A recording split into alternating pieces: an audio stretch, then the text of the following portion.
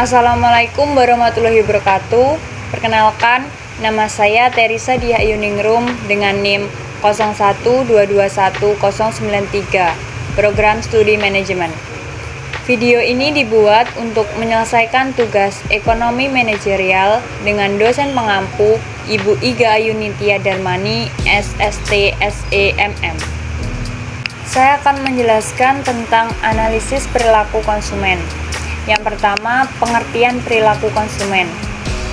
Menurut Rumondang tahun 2020 menjelaskan bahwa perilaku konsumen merupakan studi tentang cara individu, kelompok, dan organisasi dalam menyeleksi, membeli, dan menggunakan barang atau jasa untuk memuaskan kebutuhan dan keinginan mereka. Yang kedua, pendekatan ordinal.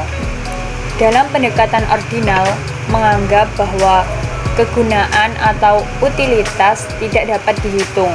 Utilitas hanya dapat dibandingkan, seperti kita menilai kecantikan atau kepandaian. Pendekatan ordinal menggunakan kurva indifferent curve untuk penjelasannya. Kurva indifferent merupakan kurva yang dapat menggambarkan kombinasi pilihan yang dapat dilakukan dari mengkonsumsi dua jenis barang. Contoh kombinasi kepuasan tertentu dari mengkonsumsi dua barang tersebut dapat kita lihat pada tabel di samping. Dari tabel tersebut dapat dilihat beberapa kombinasi dari mengkonsumsi dua barang, yaitu bakso dan sate.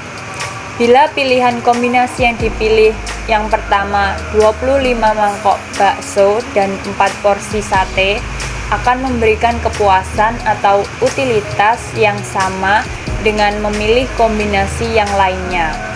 Tergambar dalam kurva indifferent berikut.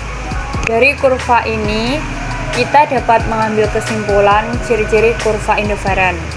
Pertama, semakin jauh kurva indifferent dari titik nol, semakin tinggi tingkat kepuasan.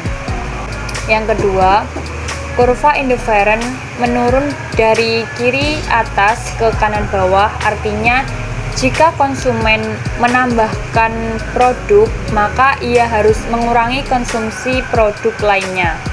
Yang ketiga, cembung ke titik nol, yang artinya semakin konsumen menambah konsumsi suatu jenis barang, maka semakin kecil juga jumlah yang akan dikorbankan. Yang keempat, tidak saling berpotongan. Jadi, sebanyak apapun titik kombinasi kurva indifferent ini tidak akan saling berpotongan. Yang ketiga, ada teori preferensi konsumen. Preferensi konsumen adalah pilihan suka atau tidak suka oleh seseorang terhadap produk, barang atau jasa yang dikonsumsi.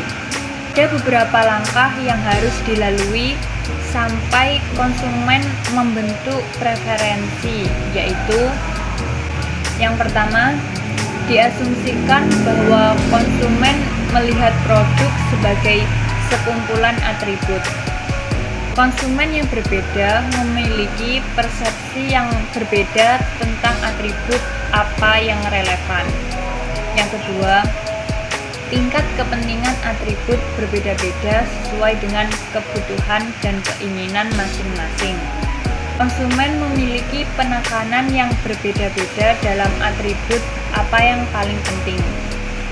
Yang ketiga, konsumen mengembangkan sejumlah kepercayaan tentang letak produk pada setiap atribut. Yang keempat, tingkat kepuasan konsumen terhadap produk akan beragam sesuai dengan perbedaan atribut. Yang kelima, konsumen akan sampai pada sikap terhadap merek yang berbeda melalui prosedur evaluasi. Yang keempat, prinsip-prinsip dasar dalam analisis perilaku konsumen. Yang pertama, kelangkaan dan terbatasnya pendapatan. Adanya kelangkaan dan terbatasnya pendapatan memaksa seseorang menentukan pilihan agar pengeluaran senantiasa berada di anggaran yang sudah ditetapkan. Jika meningkatkan konsumsi suatu barang atau jasa, harus disertai dengan pengurangan konsumsi pada barang atau jasa yang lain. Yang kedua, konsumen mampu membandingkan biaya dengan manfaat.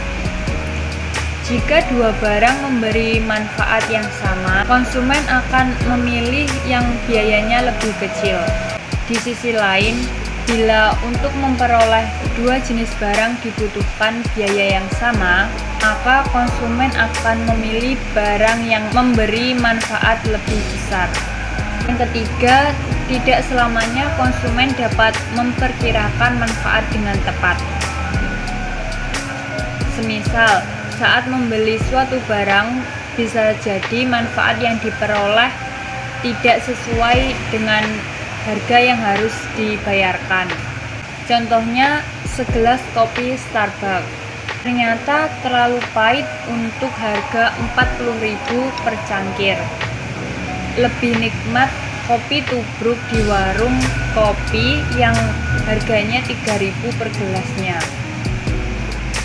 Pengalaman tersebut akan menjadi informasi bagi konsumen yang akan mempengaruhi keputusan konsumsinya mengenai kopi di masa yang akan datang. Yang keempat, setiap barang dapat didistribusi dengan barang lain. Dengan demikian, konsumen dapat memperoleh kepuasan dengan berbagai cara. Dan yang terakhir, konsumen tunduk terhadap hukum berkurangnya tambahan kepuasan atau the law of diminishing marginal utility. Semakin banyak jumlah barang yang dikonsumsi, maka semakin kecil tambahan kepuasan yang dihasilkan. Sekian yang dapat saya sampaikan, kurang lebihnya saya mohon maaf. Wassalamualaikum warahmatullahi wabarakatuh.